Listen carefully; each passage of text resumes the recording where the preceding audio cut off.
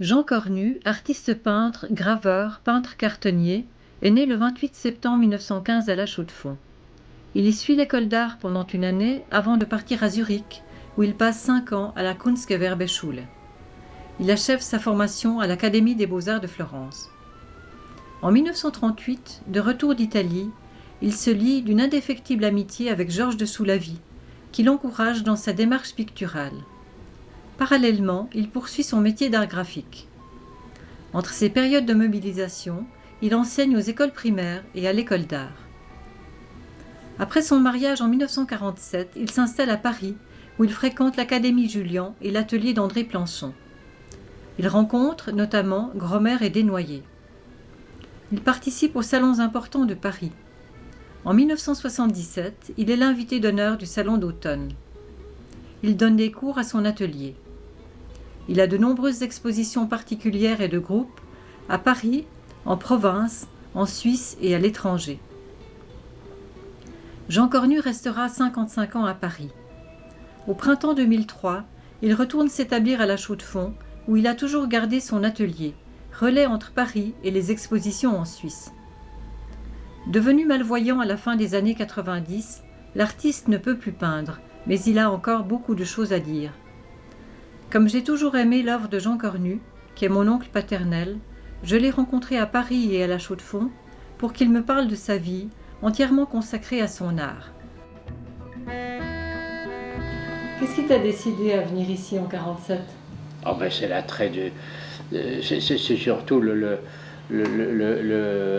désir de sortir d'un pays un peu étriqué, et surtout, c'est-à-dire qu'on sortait de la guerre. Et avant, j'avais été dans l'école des arts décoratifs de Zurich, et puis après j'ai eu le bonheur quand même d'aller à Florence pendant une année, qui était une chose merveilleuse. Mais après, il y a eu 4 ans de mobilisation. Puis après cette mobilisation, c'est à ce moment-là que j'ai fait la connaissance de Janine, la douce et belle Janine.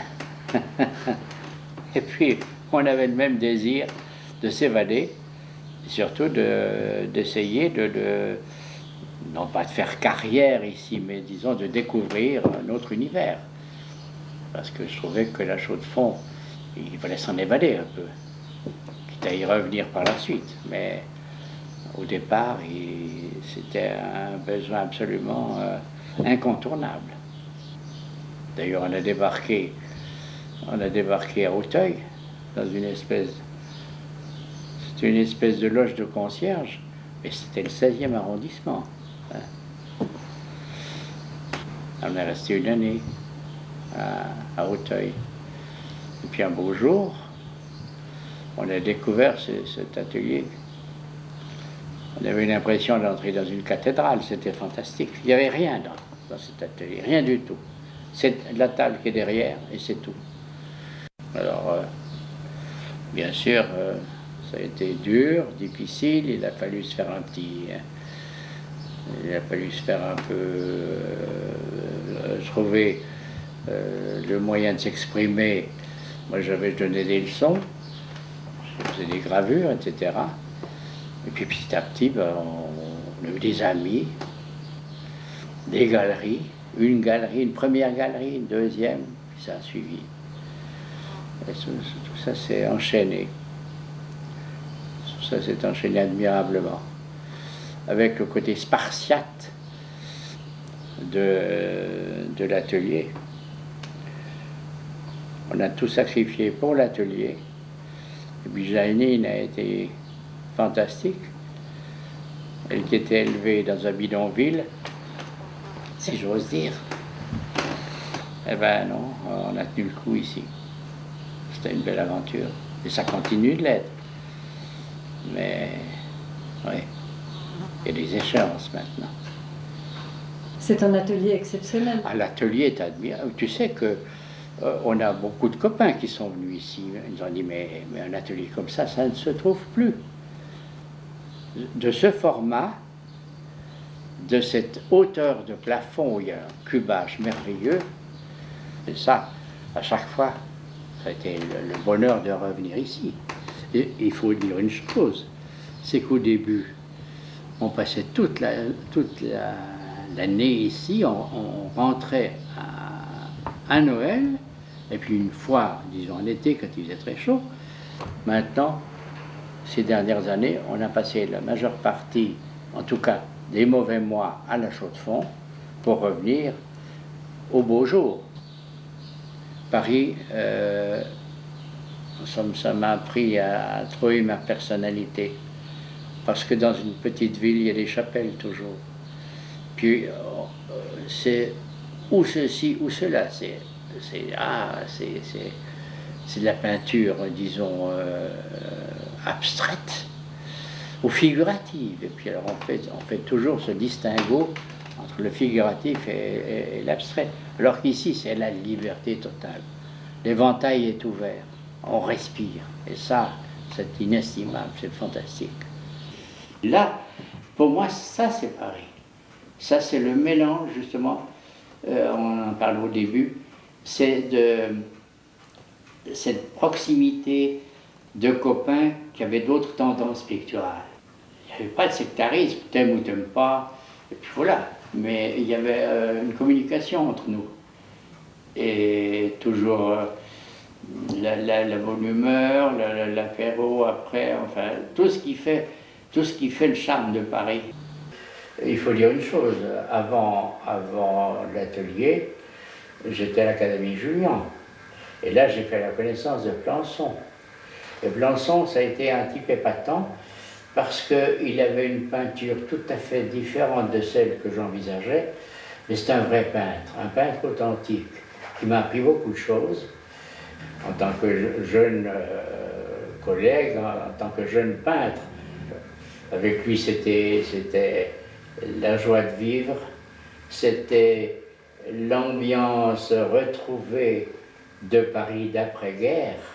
Donc, c'était l'époque des yéyés, c'était l'époque des caves. Et puis, qu'est-ce que je voulais dire d'autre? Tu voulais parler des salons? Ah ben, les salons, bien entendu. J'ai commencé petitement aux indépendants, et puis après, ben, ça s'est développé par le salon d'automne dont j'étais sociétaire, ensuite le salon des Tuileries, en fait tous les grands salons de Paris, le salon de mai, et enfin toutes les manifestations, disons, d'exposition en province. On a fait des voyages épatants un peu partout, avec justement, invités par des municipalités qui nous recevaient admirablement. C'est une ville de rencontre, Paris. On vient à Paris, on vient voir les gens à Paris. Ça, c'est aussi unique en son genre. Et puis c'est amusant, c'est que Paris est un tel spectacle qu'on n'éprouve même pas le besoin d'aller au théâtre. Pour nous, Paris, c'est tout le jour culturel, de voir les gens passer, de flâner. Flâner à Paris, il n'y a rien de plus beau. Le long de la Seine, dans les petits quartiers que personne ne connaît, qui ont un charme fou. C'est un peu un résumé, si tu veux, de pas mal d'années passées ici, avec des voyages, avec l'époque de la deux chevaux. On partait à la campagne c'est tout près de Paris. Le périphérique n'existait pas. Alors on avait la campagne, mais à 5 minutes d'ici.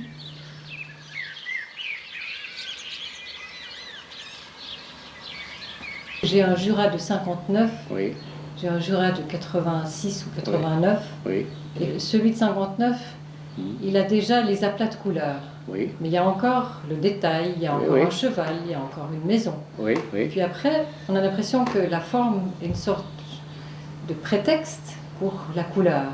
Mais on retrouve toujours l'essentiel, le rythme et la couleur. Ah ben c'est ça. Ben, il m'a fallu des années et des années il a fallu être à Paris pour redécouvrir le Jura. C'est à Paris que j'ai fait toutes ces étoiles. Ah C'est bon? à Paris, la plupart. Enfin, j'en ai fait pas mal aussi à la Chaux-de-Fonds, mais c'est le fait du souvenir du Jura Et justement, dans sa plénitude, dans cette abstraction du paysage, où vraiment le Jura, quand tu le regardes, quand tu regardes une forêt ou la Brévine ou un truc comme ça, c'est d'une grande simplicité. Et c'est transposé avant la lettre. Et cette transposition, ben, c'est venu petit à petit.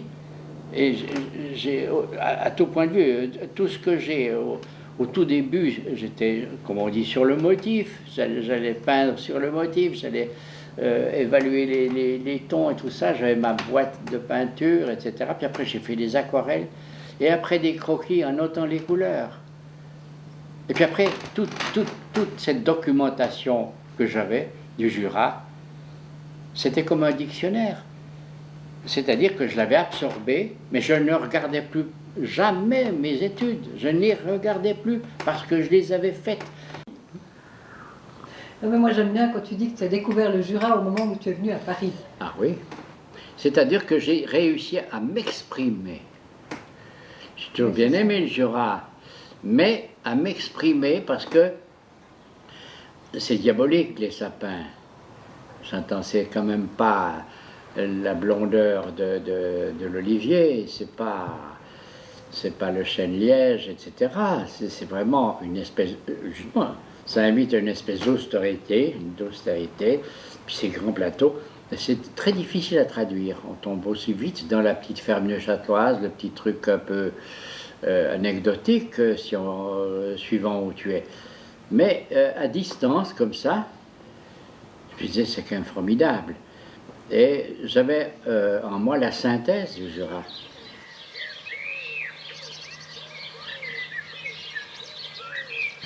On ne voit bien que ce que l'on dessine. On voit les choses, mais si on ne s'attarde pas à faire le croquis d'un arbre, d'un sapin ou d'un paysage, on ne le voit bien que en ayant fait 3 traits de crayon. En dessinant la chose, tu pénètres à l'intérieur de l'essence même ou d'une peinture ou d'une sculpture et tu ne l'oublies plus. À Florence, tu le connais, Florence? Oui, oui.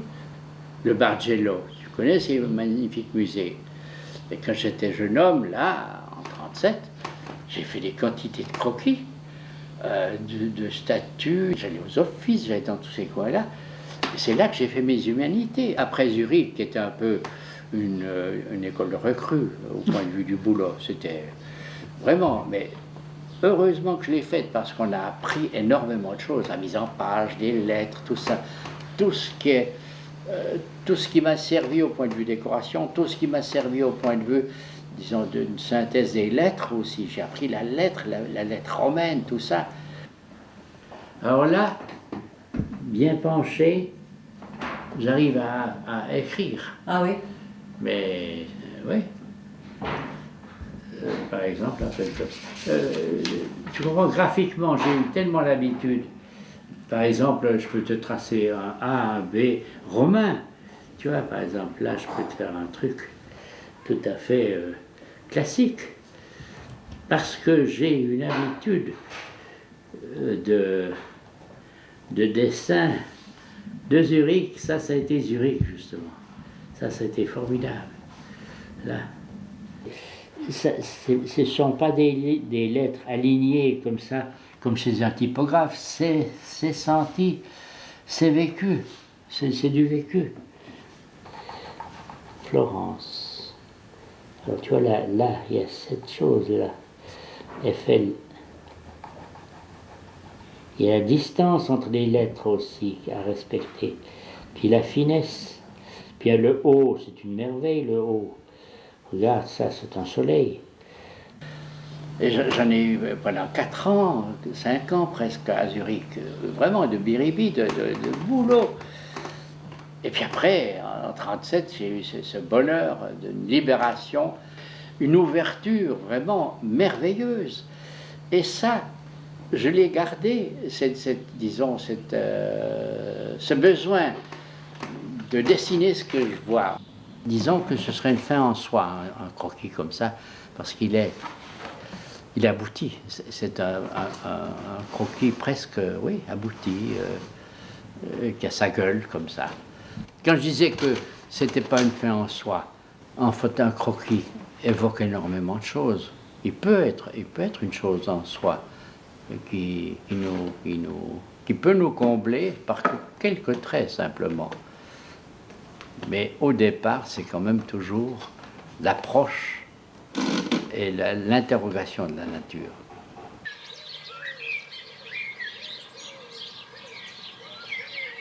Alors écoute, Florence, j'ai toujours été passionné par les arbres, la structure de l'arbre, la manière dont la branche s'inscrit dans le tronc, part du tronc avec toute la sève. Il faut qu'on sente toute la vie d'un arbre, c'est comme la vie d'un individu. Du tronc partent les branches, des branches partent le feuillage et les fleurs. Mais c'est un tout, on peut faire, disons, le détail d'une branche, mais dès le moment que cette branche est rattachée au tronc, il faut qu'on sente la sève passer. Il ne faut pas que ce soit simplement linéaire, mais il faut trouver le point de jonction entre la branche et le tronc. Et j'ai toujours fait cette démarche. Dès le moment que je me passionnais pour les arbres, c'est que ça reste extrêmement vivant. Vivant, vraiment que ça parte de la terre, qu'il y ait eu de l'humus. Dans tous ces croquis, il y a de l'humus. J'ai toujours été passionné par les arbres, hein, n'est-ce pas? Toujours. Parce qu'il y a une beauté, il y a une invention de la nature. Un arbre bien structuré, c'est une chose parfaite. Donc, cet exemple de l'arbre, on le retrouve dans toutes mes interrogations de la nature, partout. Que ce soit l'homme, l'animal, le végétal ou le minéral, les rochers, il n'y a rien de plus beau qu'un rocher, la structure d'un rocher, d'un granit. Quand tu vas au creux du vent, il n'y a rien de plus admirable que la chaîne des rochers qui se structurent les uns les autres et qui sont de véritables monuments. Alors tout ça, ça me passionne. En Grèce, j'ai fait des croquis, des machins, des petites aquarelles, et par le souvenir, des choses que j'avais donc vues, vécues, ça s'est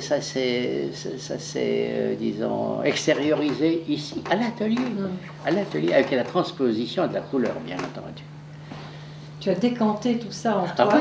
Oui, ça a été filtré, tout ça, filtré, mais c'est pas né de rien.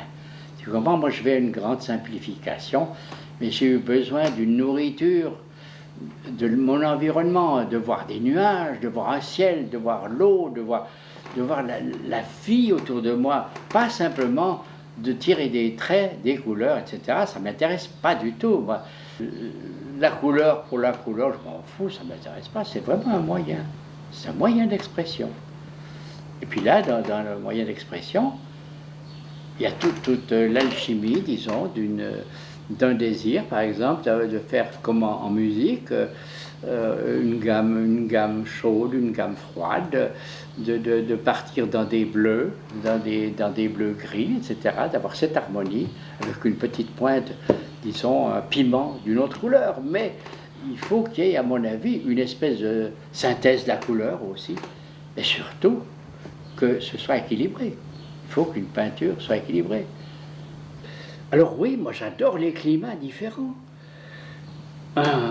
Dès le moment que tu pars sur un Jura, disons, de tonalité, disons, rousse, ben tu y vas avec toujours une économie de moyens.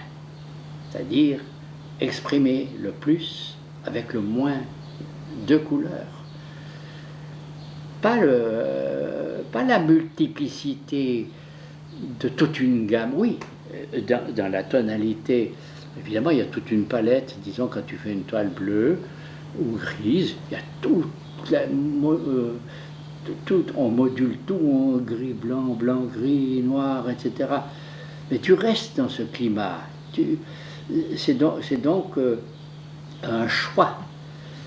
Un choix, puis tu élimines toutes les scories qui pourraient venir perturber une toile qui est bien définie dans une tonalité voulue. Et souvent, même, comme je dis, souvent la peinture te mène par le bout du nez. Hein, tu commences un truc comme ça, et puis ça te mène ailleurs. Et souvent, j'en ai beaucoup loupé, j'en ai énormément détruit, on s'est chauffé avec des toiles. Hein. J'ai l'échantillon de toile, tu sais, la toile si épaisse que j'ai dans le coin là, qui te montreront l'acharnement que j'ai eu. J'ai recouvert des toiles. Sur une toile, il y avait des dizaines et des dizaines de toiles, et puis finalement, j'étais vaincu par la fatigue de la toile, par ma fatigue à moi, puis c'était devenu merdique. Mais ça m'a aidé à faire autre chose, tu comprends?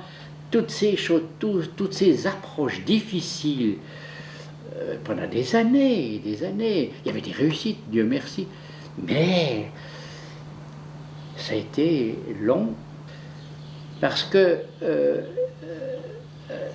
dans mon esprit, c'était de me trouver moi, mais pas d'être à la traîne d'une peinture que j'aimais. C'était me réaliser, essayer de me réaliser. Et c'est toute cette démarche longue, lente, souvent pénible, mais joyeuse aussi, merveilleuse, des moments d'exaltation fantastique, quand tout d'un coup, tu dis ça y est. Quelquefois le lendemain, tu te dis, oh ben non, ça y est pas du tout, puis tu remets en question. Mais c'est tout ce cheminement, cette passion renouvelée, on ne sait pas comment, ni pourquoi, ça c'est des choses qui vous dépassent. Mais tu sais, pour ça, pour un métier comme le mien, il faut être merveilleusement accompagné. Et ça vaut de l'or, ça. Oui, il faut le dire. Tu fais rien tout seul. Non.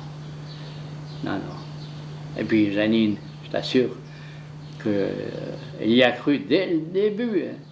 Même quand j'ai des trucs vraiment pas marrants, hein. Toujours. Hein. Depuis qu'on se connaît, Janine y a cru. Tout le temps. Et ça, c'est merveilleux.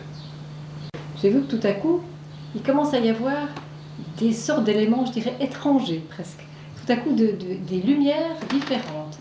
Oui, mais ça vient, justement, ça fait partie de la lente progression où tu ne brûles pas les étapes. Pendant longtemps, j'ai peint très sombre, mais tu sais que presque tous les peintres connus ont commencé vieux. Ils ont commencé foncés. Et puis, ils ont rajeuni au cours des années. Au fur et à mesure des années, ça s'est ouvert. La couleur est venue, mais naturellement et non artificiellement. Parce qu'il est facile de faire des trucs multicolores et comme ça. Mais si ce que tu dis est tout à fait... me touche beaucoup, parce que ça a été ma démarche, ça a été toujours ma démarche, de ne pas brûler les étapes. J'avais le désir d'aller à une sorte de chose plus lumineuse, disons, plus élaguée, plus simple, avec justement ce désir d'aller à la lumière, mais sans renier tout ce qui était avant. C'est tout ce processus très lent qui m'a permis d'aller, justement, à ce que tu disais, à des choses plus lumineuses, plus dégagées, plus libres aussi, mais que j'aurais pas pu faire au départ, sinon je serais tombé dans la facilité. Une facilité parce que habile je suis. Ça, je pourrais être très habile, mais j'ai toujours réfréné le côté bel canto, virtuose, etc. Mais alors, toujours, il y a une chose qu'il faut souligner, c'est que la règle d'or, tu sais, elle existe dans tous les arts. On l'a ou on l'a pas en soi. Eh bien, j'ai le bonheur d'avoir une sorte de règle d'or où quand je fais un trait, qui est, disons, un trait suivi d'un autre, etc., tu trouves presque immédiatement, ou alors, sauf quand tu te gourres totalement, tu trouves presque immédiatement un canevas, disons, qui te permet d'avoir une cadence. C'est une question de rythme, une question de cadence. Point de vue, disons, du trait, et ensuite de la cadence colorée. Tout ça se tient. La chose, disons la plus dépouillée, qui paraît le plus simple, est faite d'une structure extrêmement rigoureuse. Très rigoureuse, mais il ne faut pas qu'on sente ça. Il faut aller au-delà.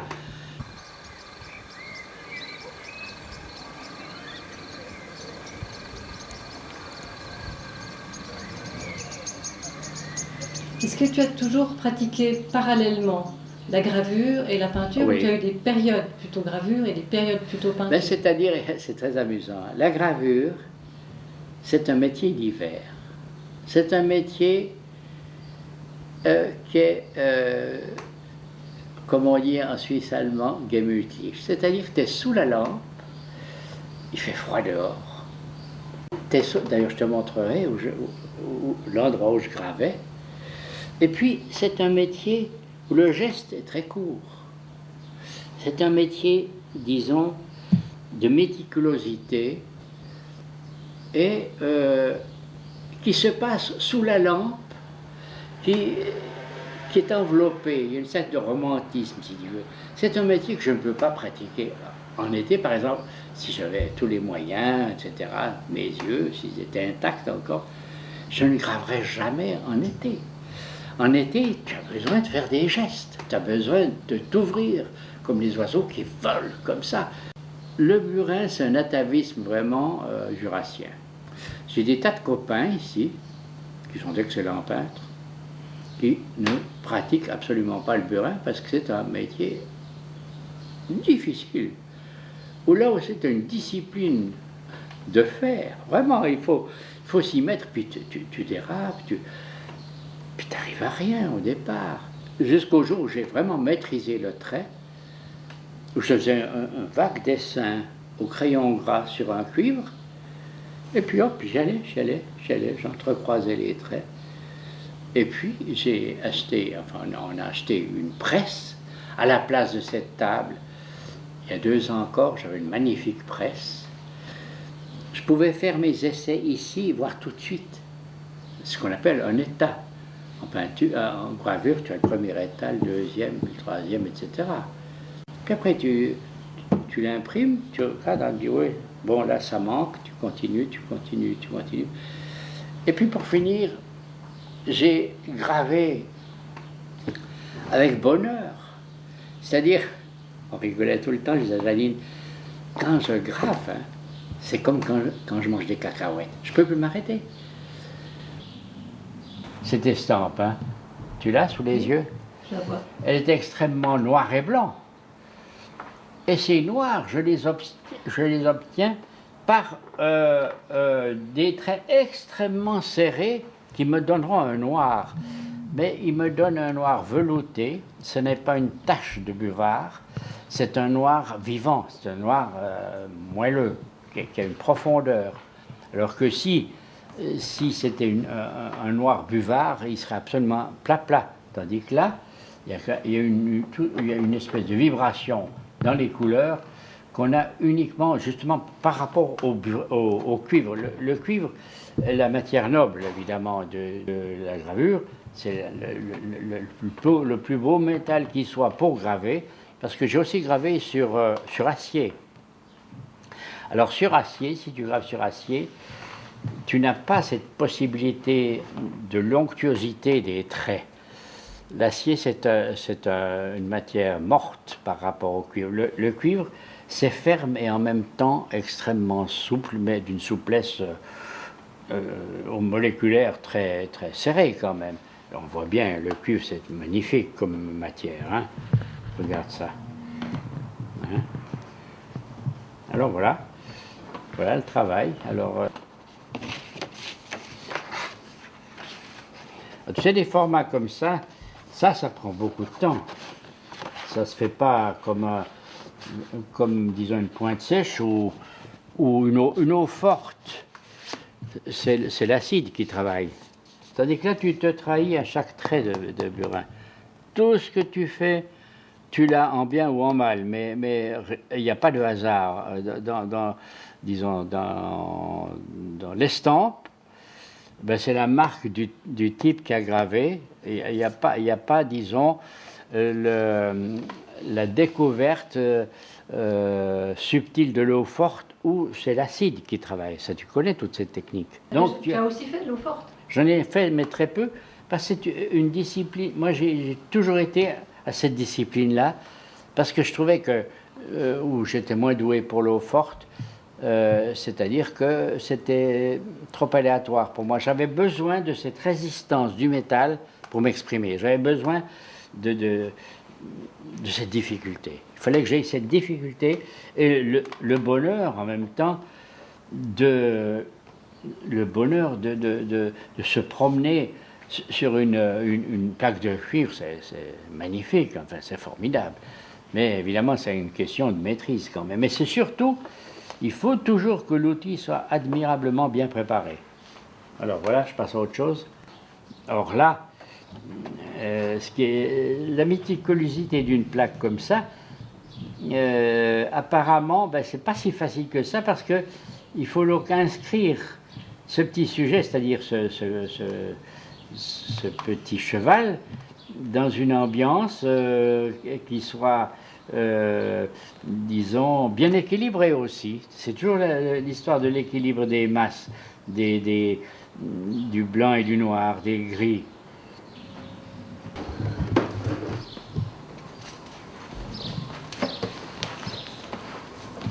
Alors, qu'est-ce que c'est que ce meuble-là? Alors, ce meuble, c'était une table roulante qu'on avait rue du Parc, une de ces tables assez plates. Et puis, j'ai arrangé de manière à ce que ça fasse une table de peinture, c'est-à-dire avec j'ai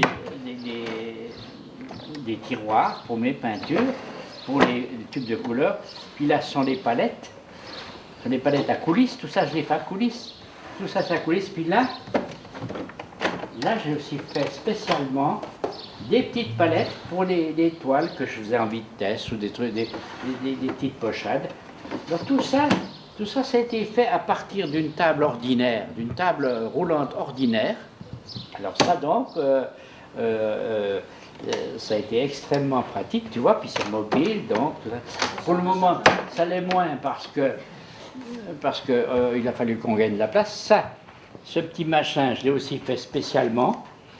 Avec tu sais, tout s'enlève, tout se déboîte, tout s'en va. Hein, ce sont toutes des choses à tiroir, à tirette, partout, tu vois. C'est très pratique de manière à ce que, justement, ce soit le plus rationnel possible.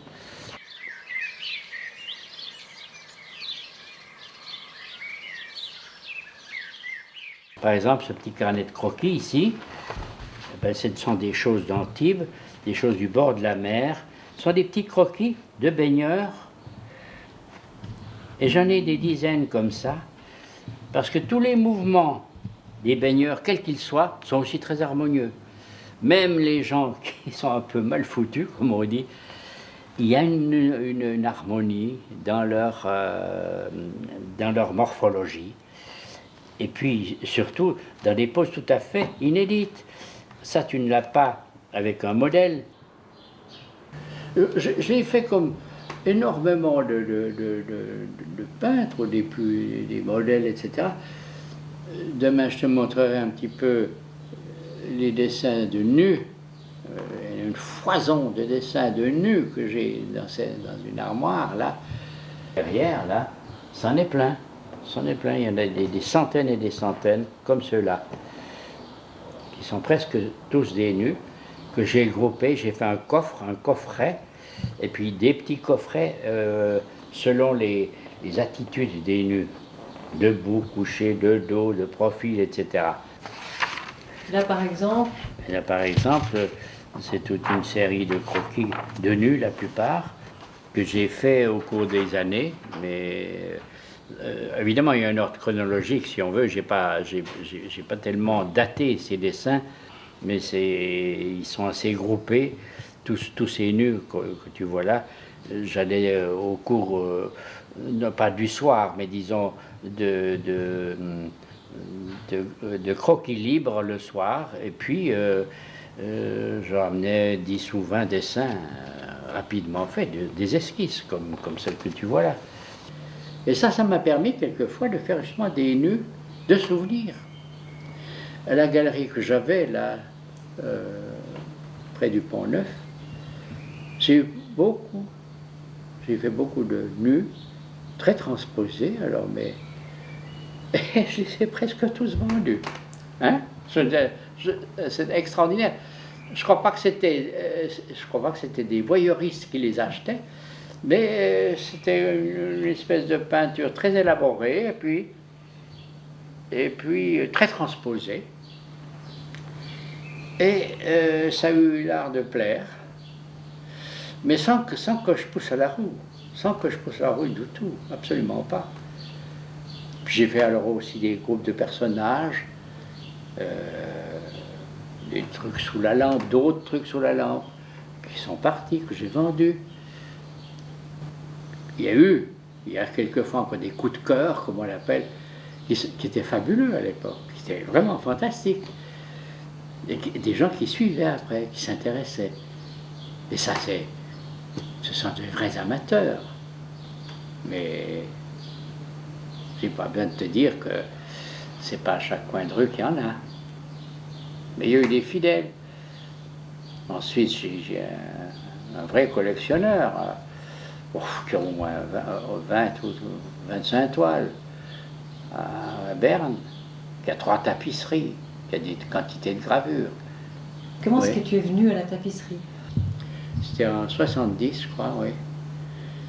Je simplifiais ma peinture de plus en plus, puis j'avais le désir, justement, de travailler dans une discipline de tapisserie avec l'acquis de ma peinture. C'est-à-dire que il fallait que ça soit en 2 dimensions, mais avec tout l'apport que j'avais au point de vue pictural. Il ne fallait surtout pas faire, comme beaucoup l'ont fait, une reproduction de ma peinture, ce qui était parfaitement ridicule, et ce qui avait démoli la tapisserie que l'URSSA et d'autres ont remis sur les rails en simplifiant, en faisant des choses synthétiques et décoratives, mais dans le vrai sens du terme. Or là, à un moment donné, je me suis risqué à faire 2 petites tapisseries. La tapisserie, c'est strictement plan, où tu supprimes justement ce besoin. Moi j'avais ce besoin de 3e dimension. Tu le supprimes totalement. Donc ça te fait des choses encore plus dépouillées et qui sont dans l'esprit de la tapisserie, où là aussi, je voulais une rigueur au point de vue des tons, le moins de couleurs possible. Or, ça m'a convenu, puis j'en ai fait une 12 à 15 à peu près.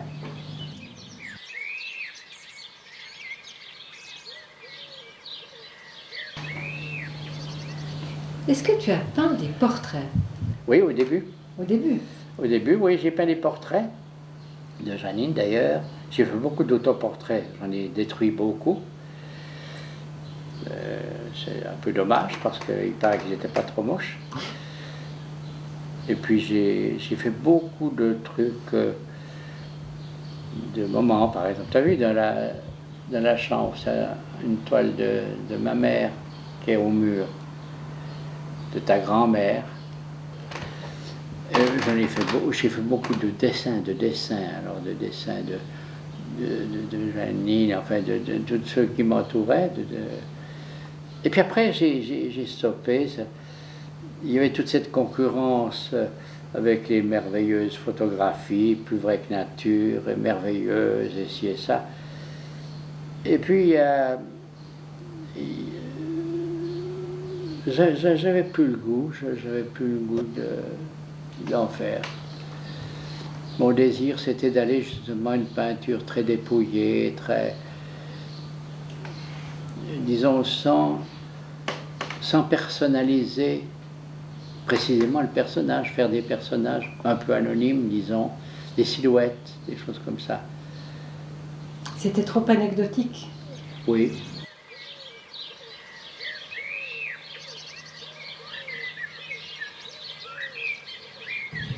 Patrick, tu veux toujours pas dire pourquoi tu exposes L'Inconnu? Ben moi, ça fait 20 ans que je connais sa peinture et j'ai toujours aimé sa peinture. Il voulait pas travailler avec moi au début. C'est pas que je voulais pas travailler avec lui, c'est que j'avais un contrat moral avec une autre galerie, et puis j'ai respecté ce contrat moral, et Patrick m'a dit, t'as rudement raison. Et puis dès le moment que ça s'est un peu, disons, que j'étais en délicatesse avec l'autre, je me suis rapproché. Ah oui. J'ai toujours aimé sa peinture, la profondeur, la sobriété de cette peinture. Il n'y a pas de compromis, c'est brut. Et j'aime les choses brutes. Et ça n'empêche pas qu'il y a énormément de finesse, mais oui, oui. L'économie de moyens, la réussite avec l'économie de moyens, ça c'est extraordinaire.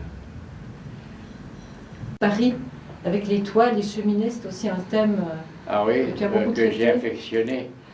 Ah oui, oui, j'adore le gris de Paris, c'est le charme de Paris. Et puis j'ai essayé d'en extraire un peu toute la beauté, j'ai essayé de m'en approcher. Ce Paris bleu, tu sais, c'est de nouveau le choix d'une traduction diversifiée de notre fenêtre du donjon, comme on l'appelle. C'est une autre version, comme on pourrait faire des centaines de toiles du même endroit. C'est une gamme en bleu qui est toujours, comme je le répète, une harmonie avec une gamme bien déterminée. Moi, j'arrive pas, sauf dans certaines dernières toiles où j'ai réussi vraiment à associer des bleus, des verts, des rouges, etc. Mais ça a été un long cheminement. Mais il y a toujours quand même une harmonie entre les couleurs. Qu'est-ce que tu disais des fenêtres, Jean? J'ai toujours bien aimé les fenêtres. Non, j'aime le mélange, disons, nature morte devant une fenêtre. Ce qui est important, c'est que le ciel soit un appui, disons, de densité au premier plan. Il y a toute une alchimie de ramener les arrière-plans au premier plan, tout en suggérant l'espace. Il faut qu'une peinture suggère, disons, la troisième dimension, mais il faut la traduire sur deux dimensions. Alors évidemment, quand tu peins, enfin quand tu te mets à ton chevalet, tu te dis, ah ben là, j'ai envie de faire un intérieur, une nature morte. Tu penses à la nature morte, tu saisis les objets qui sont autour de toi. Mais il y a beaucoup de choses trappes, il y a beaucoup de choses qui t'intéressent. Mais là, il y a un choix de nouveau. Il y a un choix d'objets qui s'harmonisent entre eux, et où il y a, disons, une équivalence d'autres objets, ou qu'un objet seul, mais dans un environnement, disons, très, très favorable à l'éclosion de cet objet. Donc, je reviens toujours à la peinture en général, c'est que ce soit une nature morte, que ce soit disons, un personnage, un paysage, une marine ou des toits, c'est avant tout un climat. C'est ça qui m'intéresse. Ben, la Bretagne, c'est notre pays de prédilection. Nous sommes allés plusieurs fois, aussi bien dans le Finistère que dans le Morbihan. Ça a été aussi merveilleux.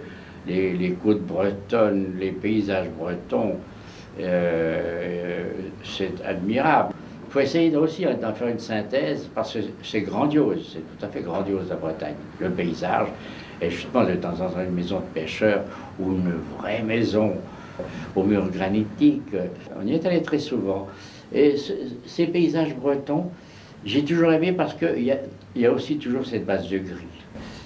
J'ai été tellement imprégné de la Bretagne que, comme partout où j'ai passé, où la passion était vraiment là, bien là, ben, ça a marché, ça a marché. C'est une question vraiment de passion, ouais, de plaisir du pays par où on passe, de l'endroit où on est.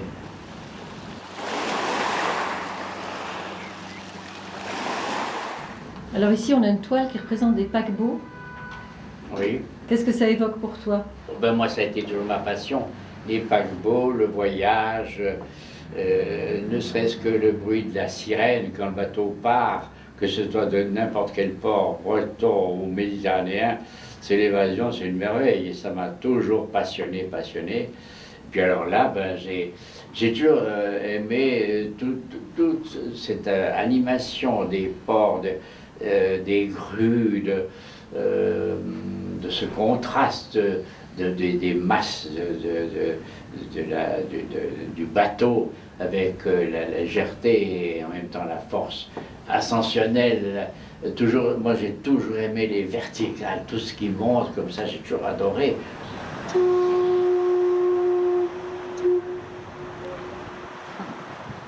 J'ai fait comme ça dessin de détente et d'amusement, et puis en même temps graphiquement, des choses qui graphiquement m'amusaient, l'association de choses absolument quasi surréalistes, un peu loufoque. Alors ça a été une période de quelques années comme ça où je me défoulais le soir après une journée un peu harassante. Je me défoulais d'un travail ardu de peinture ou de leçons. J'avais des leçons tout l'après-midi quelquefois, alors le soir c'était hop, allons-y. C'était une manière de m'exprimer, une sorte de vacances d'esprit. J'ai évité absolument l'anecdote pour en faire quelque chose disons, de fantaisie. C'est un dessin de fantaisie, mais que je pense pas tout à fait gratuit quand même. Et puis, c'est une question rythmique aussi, où un trait me donne un animal, ou un personnage, ou une espèce de structure architecturale, ou un truc comme ça. Alors ça, c'est une chose qui m'appartient, ça. Je veux dire par là que je ne suis pas tributaire de qui que ce soit, bien ou mauvais, c'est une manière d'expression qu'on n'attend pas tellement de moi, qui suis une certaine rigueur en peinture, en dessin aussi, mais ça n'empêche pas l'explosion. Et puis la joie d'y aller bon train.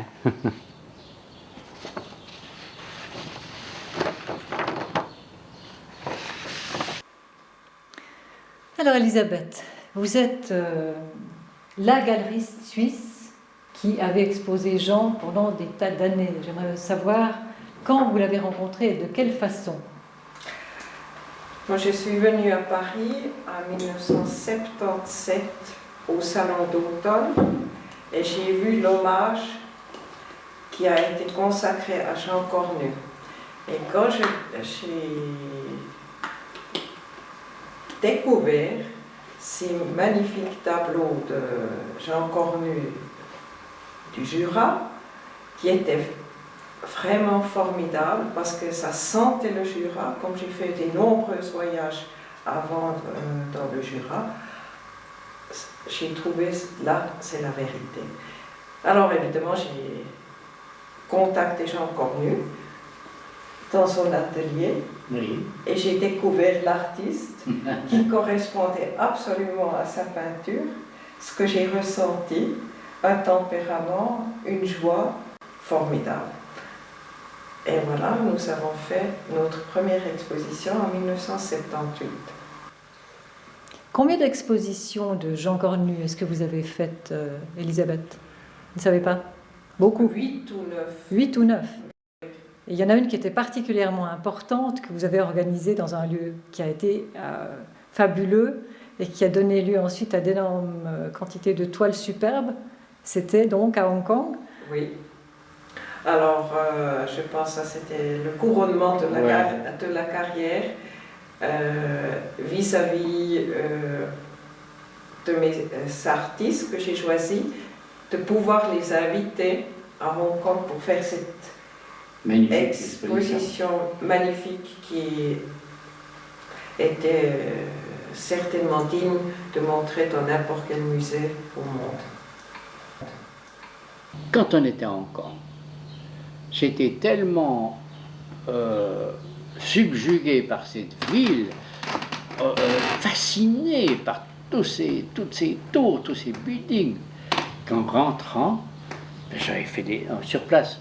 On était dans un hôtel formidable, on avait été invité, c'est une merveille. On était au centre de Hong Kong. Et de notre fenêtre, on était je ne sais pas à quel étage, je faisais des croquis rapides. Puis on a fait quelques photos aussi. Puis quand on est rentré, j'ai fait des Hong Kong, plusieurs, des trucs de nuit, parce qu'on est sorti beaucoup avec des amis. Hong Kong la nuit, c'est extraordinaire, extraordinaire. Alors j'ai fait beaucoup de toiles avec des néons, des machins comme ça, mais aussi très transposés. Et puis là, à la galerie que j'ai là, où on pourra passer, j'ai 2 grandes toiles de Hong Kong que j'ai faites donc ici, en rentrant. Mais ça a été un déclic fantastique, le fait d'être allé là-bas et d'avoir été tellement, disons, subjugué par cette ville que j'aurais pu, justement, c'était un peu vers la fin déjà, j'aurais pu en faire d'autres. Maintenant, j'en ferai encore. Par le souvenir, un souvenir extraordinaire. Et la Grèce, et le Jura, et Paris, les rivages, tout ça, ce sont toutes des choses qui sont imprégnées, que j'ai en moi. Il faut ouvrir un tiroir, puis hop. Mais, quand tu es devant ton chevalet, devant une toile blanche, c'est la surprise. Tu fais un truc, puis tu... Par rapport à tes dernières toiles, Oui. qu'est-ce que tu ferais comme thème, comme palette? Je peux pas te dire. Tu ne peux pas me dire? Non, je peux pas. Parce que c'est Ce serait la surprise. Ça fait combien de temps que tu n'as plus pu peindre ou graver? Oh ben, il y a combien de temps, j'ai mis 4 ans. Oh, 5 ans maintenant. Que t'arrêtes? Ouais. C'est 4-5 ans, oui. Oh, 5 ans.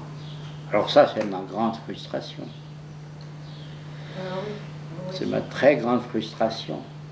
Parce que je sens que j'aurais eu beaucoup de choses à dire. Justement, des choses très, très ouvertes, très lumineuses, très structurées, comme toujours. Mais ça a été... C'est ma destinée. C'est ma destinée. J'ai une carrière qui s'est stoppée il y a 5 ans.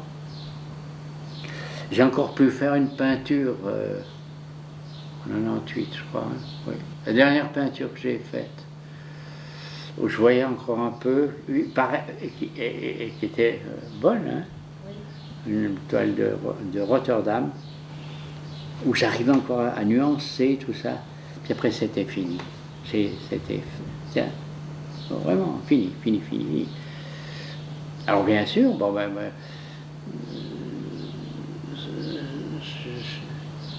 je suis frustré, mais heureux d'avoir fait ce métier-là.